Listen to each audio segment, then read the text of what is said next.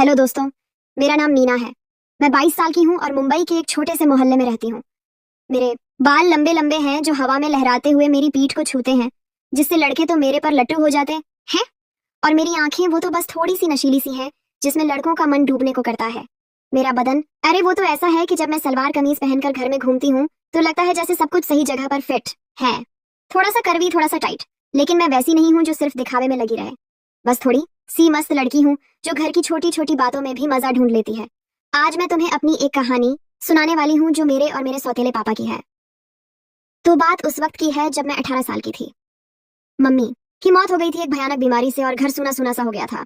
मेरा ना कोई भाई था, ना कोई बहन, और ना ही मेरा कोई चाचा, न ताऊ थे पापा।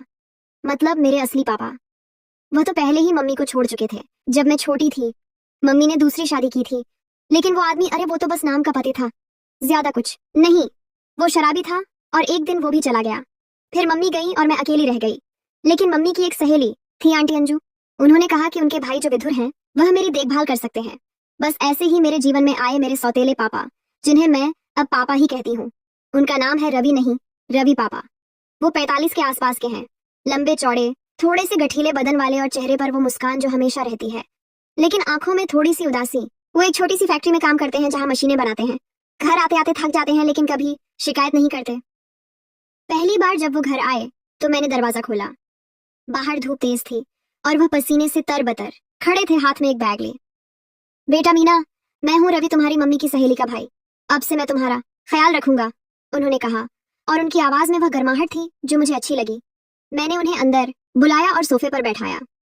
मैं किचन में गई चाय बनाने और सोच रही थी कि यह आदमी कैसा होगा।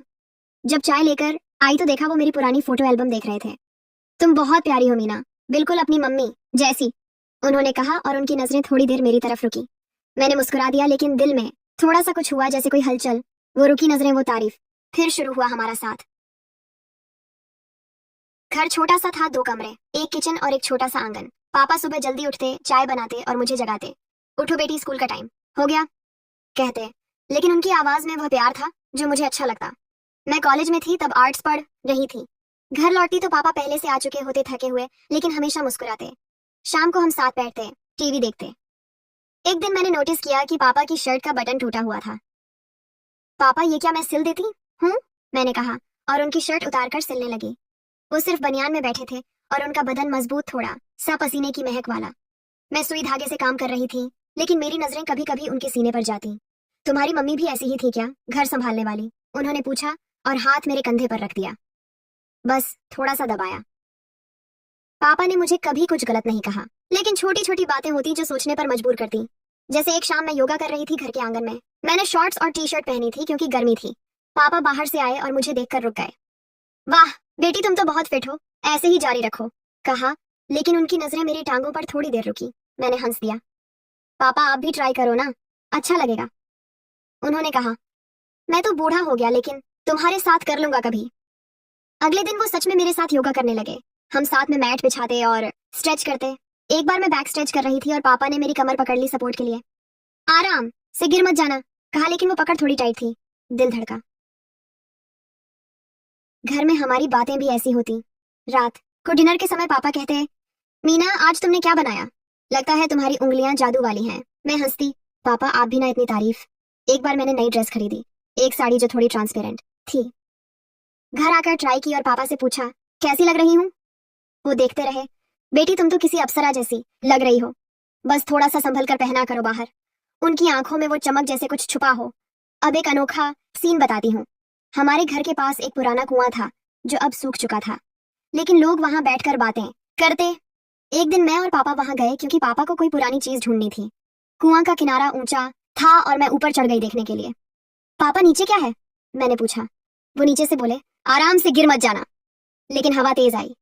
पापा ने हाथ बढ़ाया मुझे पकड़ने के लिए और उनका हाथ मेरी जांघ पर लगा। सॉरी बेटी, कहा, लेकिन वो टच थोड़ा सा लंबा रहा। मैं नीचे उतरी और हम हंस दिए, लेकिन दिल में वो सवाल, क्या पापा जानबूझकर नहीं, शायद एक्सीडेंट। फिर एक बार पापा को गिटार बजाना पसंद था। वो पुराना गिटार था उनके पास और शाम को बजाते। मैं उनके पास बैठती और सुनती। एक दिन उन्होंने कहा, मीना तुम सीखो ना, मैं सिखाऊंगा। मैंने कहा, हाँ पापा सिखाओ। वो मेरे पीछे खड़े हो गए, हाथ मेरे हाथों पर रखकर स्ट्रिंग्स दबाने लगे।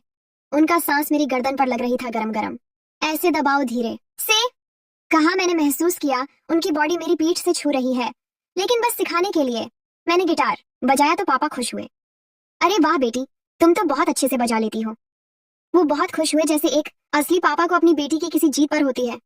मेरे पिछले वाले पापा भी मुझे इतना प्यार नहीं करते थे। समय बीतता गया, मैं 19 की हुई। कॉलेज में दोस्त बने, लेकिन घर पर पापा ही सब कुछ थे। एक दिन मैं बीमार पड़ गई, बुखार था। पापा ने छुट्टी ली, मेरे पास बैठे, सिर पर हाथ फेरते। चिंता मत करो बेटी, मैं हूं ना।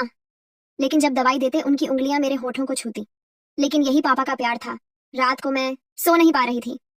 पापा आए, मेरे बेड पर बैठे कहानी सुनाने लगे। उनकी आवाज सुकून देती, लेकिन जब हाथ मेरे कंबल के नीचे रखा, बस थोड़ा सा स्ट्रोक किया। सोचा क्या मतलब, लेकिन कुछ नहीं, बस कंफर्ट। फिर कहानी सुनते सुनते मैं सो गई। यही एक अच्छे पापा की जिम्मेदारी होती है। हमारे घर में एक पुरानी अटारी थी, जहां पुरानी किताबें रखी थी। एक दिन मैं वहां गई कुछ ढूंढने, लेकिन सीढ़ी से गिरने लगी। पापा नीचे थे, उन्होंने मुझे कैच किया उनकी बाहों में। मेरा बदन उनके बदन से चिपक गया थोड़ी देर के लिए। सावधान रहो मीना, क्या कर रही हो, तुम गिर जाती तो। वो गुस्से में बोले। मैंने कहा, सॉरी पापा, आगे से ध्यान रखूंगी। पापा ने कहा, तुम्हारे सिवा मेरा दुनिया में कोई नहीं है। अगर तुम्हें कुछ हो गया तो मैं कहाँ जाऊंगा। उनकी आंखों में आंसू थे। मैंने उनकी आंखें साफ की और कहा, पापा आगे से ऐसा नहीं होगा। फिर धीरे धीरे पापा ने मुझे बिजनेस सिखाना शुरू किया। वो कहते, बेटी जीवन में मजबूत बनो। हम साथ में फैक्ट्री जाते कभी कभी, वहां मशीनें देखती और पापा एक्सप्लेन करते। एक बार एक मशीन में हाथ फंस गया मेरा। पापा ने निकाला और हाथ चूम लिया। दर्द तो नहीं। मुझे लगा जो मेरे असली पापा प्यार नहीं दे पाए, वो ये पापा दे रहे हैं। मैं सोच में थी, लेकिन पापा ने मुझे हिलाया। क्या हुआ, तू क्या सोच रही है। मैंने होश पकड़ा और कहा, कुछ नहीं पापा। फिर मैं 20 साल की हुई। अब मैं ज्यादा मैच्योर लगने लगी। पापा की नजरें कभी कभी रुकती, लेकिन कभी कुछ कहा नहीं।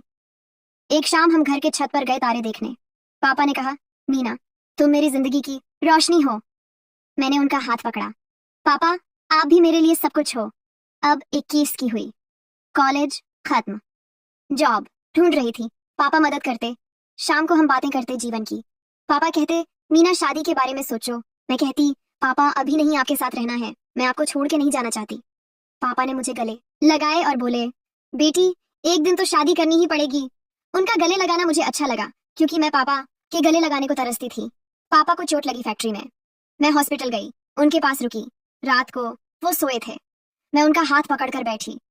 उनकी उंगलियां मेरी हथेली पर घूमी, शायद नींद में। दिल धड़का, सोचा क्या है ये, लेकिन सुबह सब नॉर्मल। अगले दिन पापा ठीक हुए और पापा ने कहा, मीना मुझे तुमसे कुछ कहना है। उनकी आवाज में एक अजीब सी कंपी थी। मैंने उनका चेहरा देखा। वो उदास लग रहे थे, जैसे कोई पुराना राज छुपा हो जो अब बाहर आने वाला हो। मैंने अपना हाथ उनके हाथ में रखा और कहा, बोलिए पापा क्या बात है, आप इतने परेशान क्यों लग रहे हो। पापा ने एक गहरी सांस ली। उनकी आंखें नम हो गईं। वो उठे, खिड़की के पास गए और बाहर की रात को देखने लगे। बेटी ये बात मैंने कभी किसी को नहीं बताई, लेकिन अब वक्त आ गया है कि तुम्हें सच पता चले। मैं मैं तुम्हारा सौतेला पापा नहीं हूँ मीना, मैं तुम्हारा असली पिता हूँ। उनके शब्दों ने मुझे जैसे बिजली का झटका दिया। मैं स्तब्ध रह गई, मेरी सांस रुक सी गई। क्या पापा ये मजाक है ना। आप कैसे, मैंने हकलाते हुए पूछा। मेरा दिल जोरों से धड़क रहा था। मेरी दुनिया उलट पुलट हो गई थी। जो आदमी मैंने सौतेला समझा, जो मेरी देखभाल करता था, वह मेरा खून का रिश्ता था। वो पापा जो सालों पहले मम्मी को छोड़कर चले गए थे। पापा मेरी तरफ मुड़े, उनकी आंखों में आंसू थे। नहीं बेटी ये मजाक नहीं है, सच है।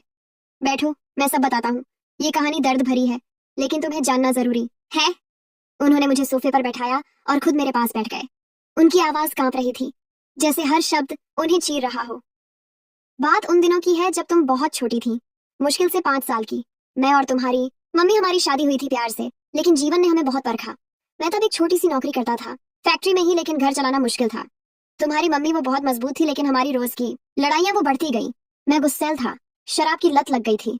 एक दिन झगड़े में मैंने कुछ ऐसा कह दिया जो नहीं कहना चाहिए था। तुम्हारी मम्मी ने मुझे घर से निकाल दिया। मैं चला गया बेटी। मैंने सोचा था कि समय के साथ सब ठीक हो जाएगा, लेकिन मैं गलत था। मैंने तुम्हें छोड़ दिया जब तुम्हें मेरी सबसे ज्यादा जरूरत थी। वो मेरी जिंदगी की सबसे बड़ी गलती थी। मैं रोने लगी। पापा लेकिन क्यों।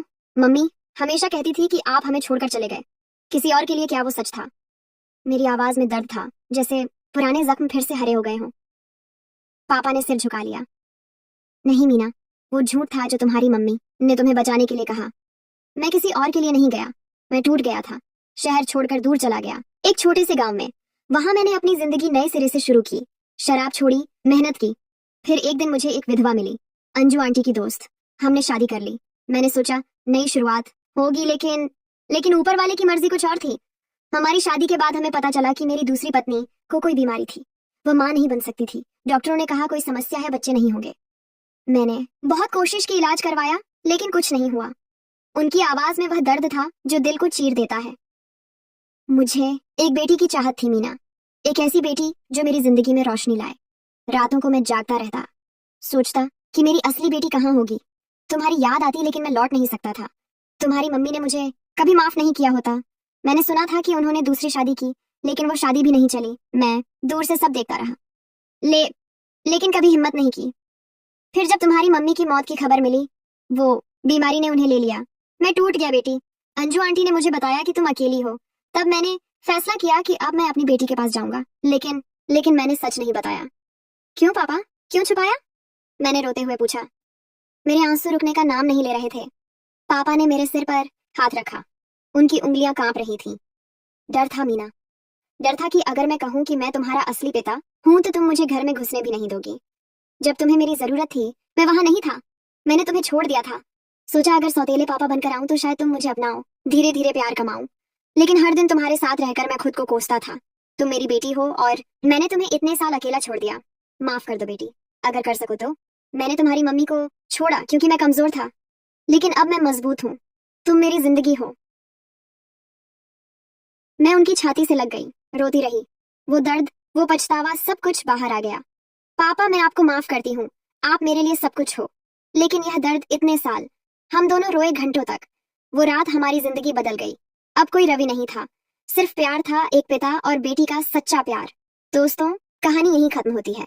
अगर आपको यह कहानी पसंद आई तो चैनल को सब्सक्राइब करें, वीडियो को लाइक, शेयर और कमेंट जरूर करें। अगली कहानी में मिलते हैं।